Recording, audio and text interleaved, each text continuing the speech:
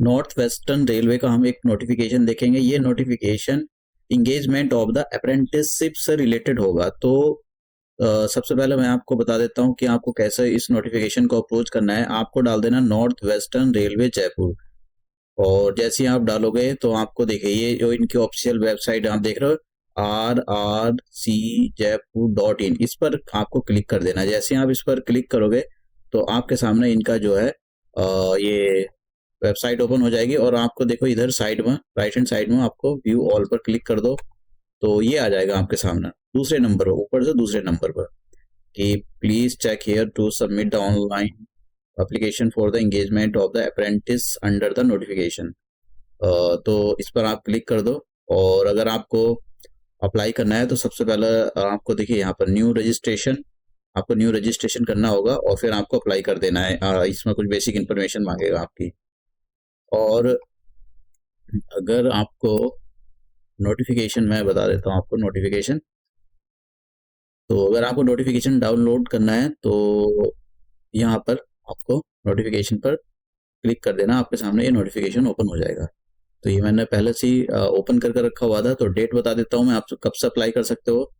10 जनवरी 2024 आप अप्लाई कर सकते हो, और 10 फरवरी 2024 अप्लाई करने की लास्ट डेट है। टोटल इंगेजमेंट के बारे में देख लेते हैं कि टोटल कितने ऐसे स्लॉट हैं जो कि अप्रेंटिस के लिए ओपन है। 1646 ऐसी पोस्ट हैं जो अप्रेंटिस के लिए निकली हुई हैं। अब देखते हैं कि भाई कैसा सिलेक्शन पोस्ट। देखिए इसका कोई एग्जाम नहीं होता है अप्रेंटिसशिप के लिए। इसमें क्या होता है कि आपने 10th प्लस ITI की होनी चाहिए, उसी जितने मार्क्स आपके अच्छे होंगे 10th और ITI में, या आपने 12 भी की गई हो, 12 भी की हो, लेकिन ITI जरूर होनी चाहिए आपके पास। तो और मिनिमम 10th या 12 में आपके 50% मार्क्स होने चाहिए। जितनी अच्छी परसेंटेज बनी होगी आपके सिलेक्शन होने के उतने ही अच्छे चांस होंगे। ITI में मिनिमम 50% होने चाहिए। तो 10th प्लस ITI पर आपने कितने अच्छे स्कोर किया है उसी के बेसिस पर आपकी मेरिट बनती है। ये डिवीजन है, और जहाँ जहाँ पर आपका मतलब जहाँ जहाँ को आपको स्लॉट हो सकता है बुक, देखिए ये डिविजनल रेलवे जैसे कि अजमेर हो गया, बीकानेर हो गया, जयपुर, जोधपुर, यहाँ पर हो सकता है आपका। टोटल ये स्लॉट निकले हुए हैं। तो मैं यहाँ पर सारे तो नहीं बताऊंगा आपको, मैं बता देता हूँ। जैसे कि ये जैसे कि ये ऊपर लिखा हुआ है, हाँ यहाँ पर DRM ऑफिस अजमेर के लिए निकला हुआ है। तो यहाँ पर इलेक्ट्रिकल कोचिंग के लिए कितना है, OBC जनरल वालों के लिए, EWS SC ST वालों के लिए सब ऊपर दिया गया है। इलेक्ट्रिकल पावर वालों के लिए कितना है सब ऊपर दिया गया है। तो आप देख लेना एक बार। बस मैं आपको थोड़ा बता देता हूँ कि टोटल कितनी पोस्ट निकली हुई। टोटल पोस्ट मैंने आपको बता दिया है। और जैसे मैंने कहा कि ITI होने चाहिए आप, और उसमें मिनिमम 50%, और या तो आपने 10th किया हो या 12 किया हो, और उसके अंदर 50% मिनिमम होने चाहिए। मिनिमम एज कितनी होनी चाहिए, 15 साल, 15 साल आपकी मिनिमम एज होनी चाहिए। और जैसे यहाँ 24 साल से ज़्यादा नहीं होनी चाहिए। एज की जो कैलकुलेशन 10/2/2024 यानी 10 फरवरी 2024 के अकॉर्डिंग आपकी एज की कैलकुलेशन की जाएगी।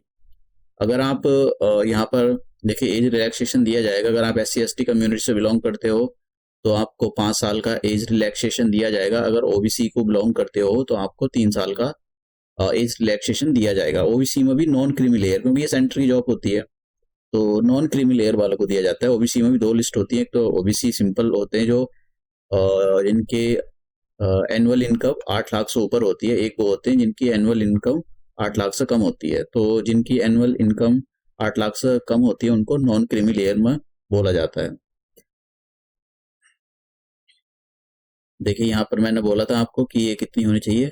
फीस कितनी लगेगी, फीस 100 रुपये लगेगी। और देखिए यहाँ पर फीस तो 100 है नॉर्मल, और SC ST पर्सन और जो हैंडीकैप होते हैं उनके लिए नील है, उनके लिए कोई फीस नहीं है।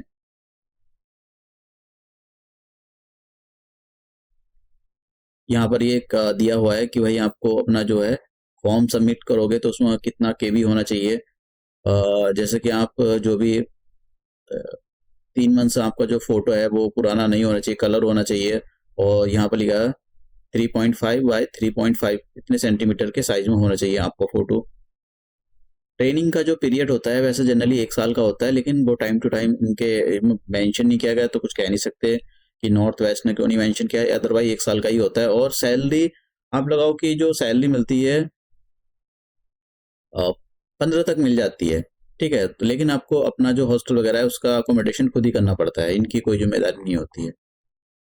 तो और तो इसके अंदर नोटिफिकेशन के अंदर ऐसा कुछ नहीं है, और बस मेन चीज़ था, तो आप अपना फॉर्म भर सकते हो। इन्होंने बोला भी है कि भाई रस का वेट ना करें आप, जल्दी से जाकर अपना फॉर्म भरो।